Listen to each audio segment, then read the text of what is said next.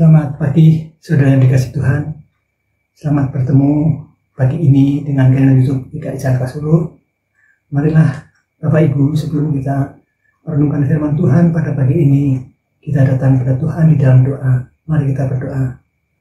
Kami datang kepadamu Tuhan pada pagi ini. Terima kasih kalau Engkau melindungi kami dalam istirahat kami. Terima kasih Engkau membangun kami dalam keadaan baik dan selamat.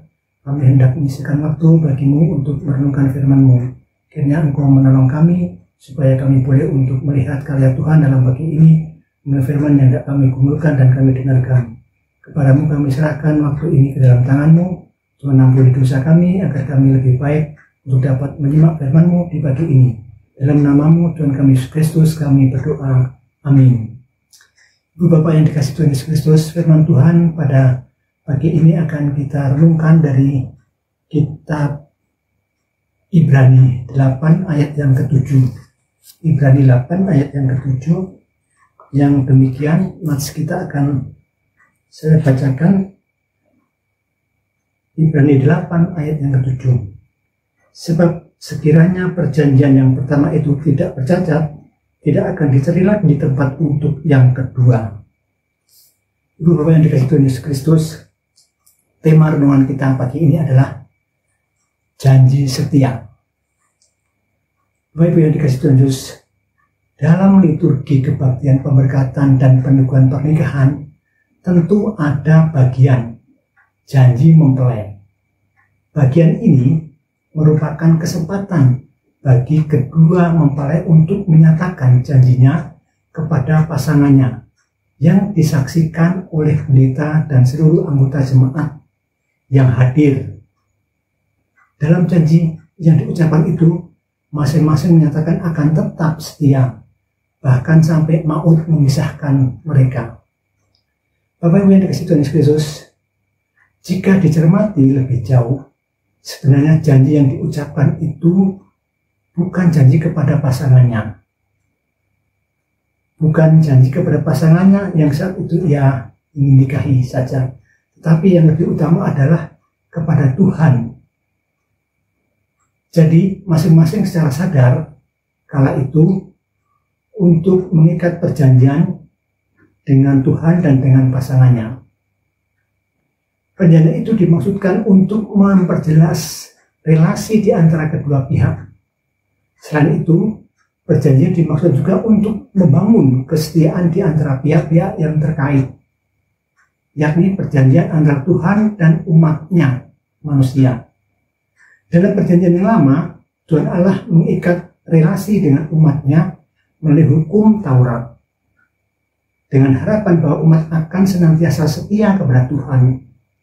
Namun kenyataannya tidaklah demikian, karena Tuhan kembali berbuat untuk mengingatkan perjanjian mereka kepada umatnya yang tidak setia, sehingga dibuatlah perjanjian baru dengan umatnya supaya mereka mengingat perjanjian dari Allah. Ibu Bapak yang dikasih Tuhan Yesus, dalam perjanjian yang baru, Tuhan Allah mengikat relasi dengan umatnya melalui iman kepada Tuhan Yesus. Artinya, Tuhan ingin mengajak dan ingin menegaskan bahwa beriman kepada Yesus merupakan satu-satunya jalan keselamatan. Sehingga beriman kepada Yesus berarti siap untuk setia kepadanya. Jika tidak setia, maka bukan hanya perjanjian yang lama, bahkan perjanjian yang baru tidak bernilai lagi. Jika setia kepada Yesus, kita layak untuk menerima keselamatan. Karena Yesuslah satu-satunya jalan keselamatan bagi umat dan bagi kita. Keselamatan merupakan apa yang telah dan sedang dikerjakan Allah untuk membebaskan manusia dari dosa, penderitaan, kematian, bahkan kesengsaraan yang dialami oleh manusia serta kuasa kejahatan.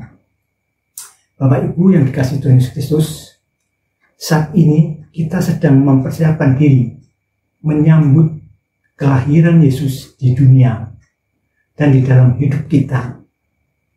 Menyambut Yesus berarti menyambut sebuah perjanjian. baru. Menyambut perjanjian baru berarti siap untuk setia, sama seperti Yesus yang telah setia kepada kita.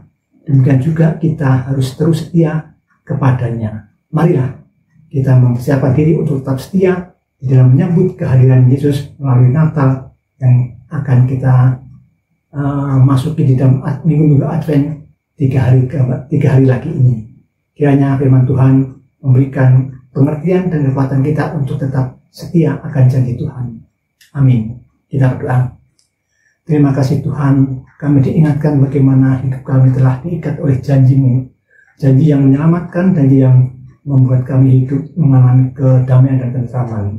Namun demikian Tuhan, dalam kehidupan kami kesehariannya kami sering kurang dan kami mengkhianati janji setia Tuhan, sehingga kami hidup tidak setia. Kami hidup untuk menutupi kesalahan-kesalahan dengan kekuatan kami sendiri dan hawa nafsu kami sendiri. Ya Tuhan, inilah kami. Terima kasih kami diingatkan untuk memperbarui janji kehidupan kami dengan Tuhan. Bila masa-masa ini kami mengikatnya dengan baik, supaya kami boleh untuk tetap setia akan janji Tuhan.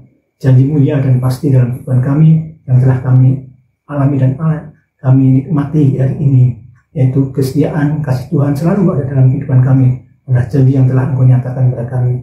Bapa, terima kasih untuk firman-Mu ini. Kami hendak melanjutkan dan melakukan karya kami di hari ini. Kiranya Tuhan akan menolong kami, menyertai kami.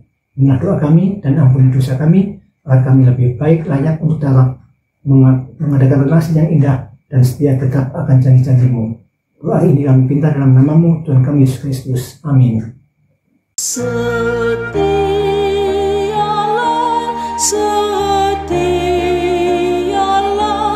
mengikut Tuhanmu,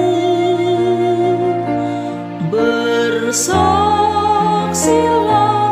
di dunia tentang penebusmu yang mati disalibkan di bukit Golgota, tetapi Dia bangkitlah besar kuasa.